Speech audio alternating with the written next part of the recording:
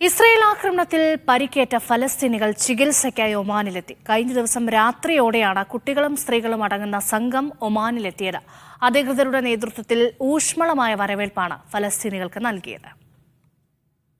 Israel ആക്രമണത്തിൽ പരിക്കേറ്റ ഫലസ്തീനികൾക്ക് ആവശ്യമായ ചികിത്സ ലഭ്യമാക്കുമെന്ന് ഒമാൻ വിദേശകാര്യ മന്ത്രാലയത്തിലെ ഔദ്യോഗിക വൃത്തങ്ങൾ അറിയിച്ചു.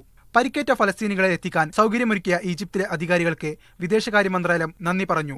ഫലസ്തീൻ ജനതയെ അവരുടെ നിയമാനുസൃതമായ അവകാശങ്ങൾ വീണ്ടെടുക്കാൻ പിന്തുണക്കുന്നതിൽ സുൽത്താൻ ഹൈത്തം ബിൻ താരിഖിന്റെ നേതൃത്വത്തിൽ ഒമാൻ നടത്തുന്ന ഉറച്ച നിലപാടുകളുടെ പ്രതിഫലനമാണിതെന്ന് ഒമാനിലെ ഫലസ്തീൻ അംബാസഡർ ഡോക്ടർ തൈസർ ഫർഹത്ത് പറഞ്ഞു. തുടക്കം മുതൽ യുദ്ധത്തെ നിരാകരിച്ചും യുദ്ധം അവസാനിപ്പിക്കാൻ ആഹ്വാനം ചെയ്യുന്ന നിലപാടുമായിരുന്നു ഒമാൻ നേതൃത്വവും ആളുകളും സ്വീകരിച്ചിരുന്നത്. ആക്രമണം അവസാനിപ്പിക്കാൻ ഒമാനി നേതൃത്വം വിവിധ അറബ് പ്രാദേശിക അന്തർദേശീയ തലങ്ങളിൽ സജീവമായ ഇടപെടലുകൾ നടത്തിയിട്ടുണ്ട്.